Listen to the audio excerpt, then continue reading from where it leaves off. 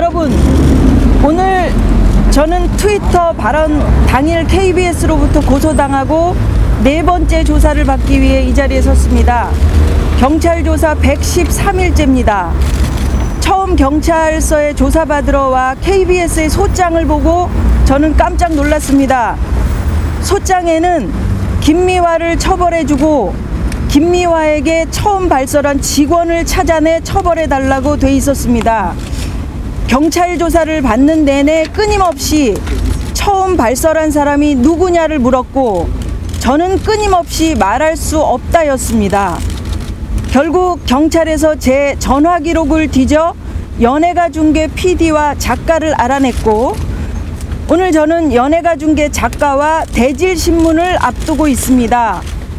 장기간 경찰 조사를 통해서 KBS가 주장하는 바 참으로 한심하기 그지없습니다. KBS 법무팀이 작성해 제출한 주장을 그대로 읽겠습니다. 김미화는 남편의 음반 발매 홍보를 위하여 KBS 프로그램 연예가 중계에 출연 요청을 수개월간 요청하다 거절되자 이에 대한 개인적 울분으로 트위터에 허위 사실을 게재함.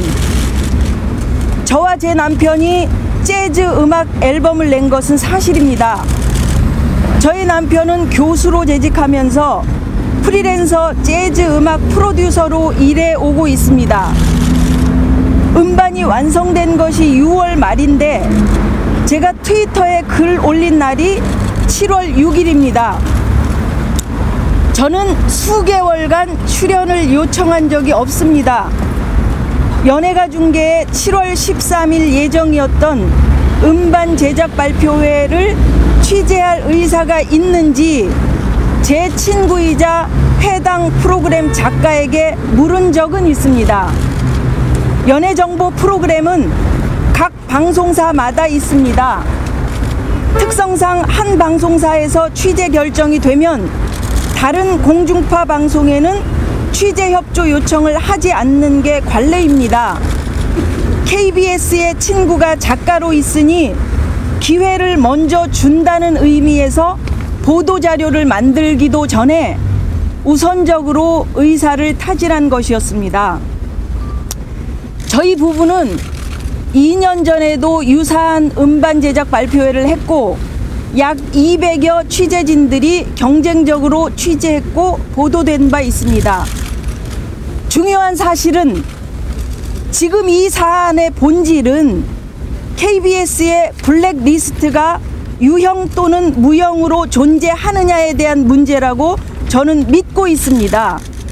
그런데 넉 달에 가까운 경찰 조사에서 KBS가 보인 행태는 사건의 본질을 터무니없이 지엽적인 상황으로 호도하여 KBS의 현장 PD, 심지어는 작가와 저 김미화와의 진실게임으로 의도적으로 몰고 가고 있다는 사실입니다.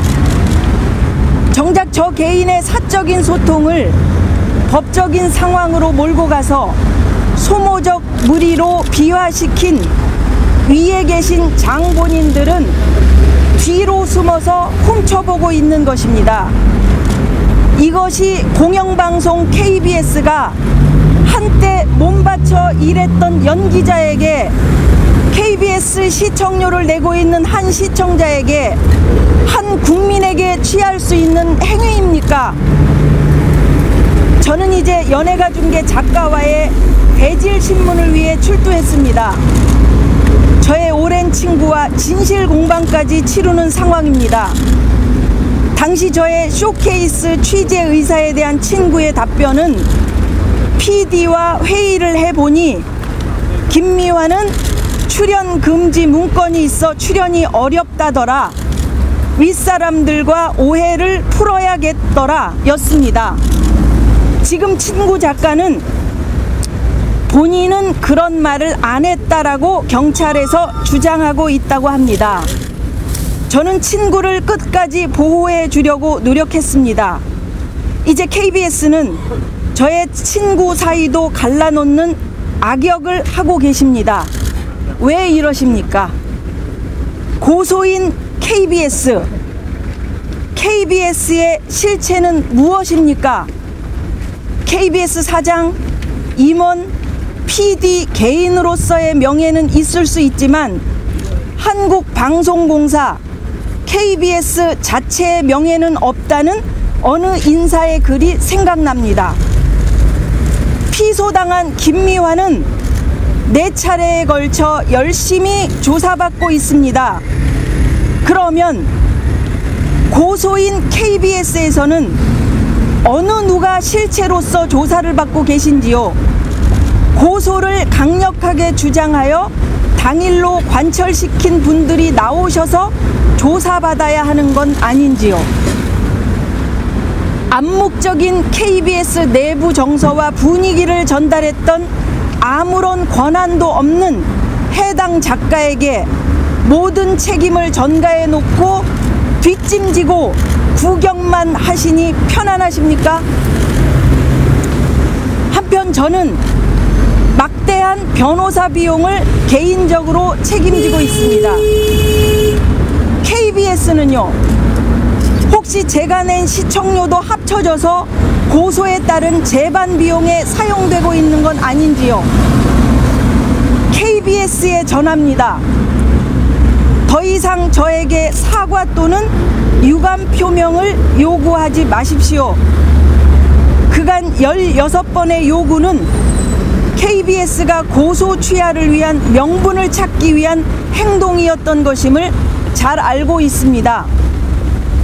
결자 해지, 일반적으로 고소 취하는 고소한 사람이 하는 겁니다.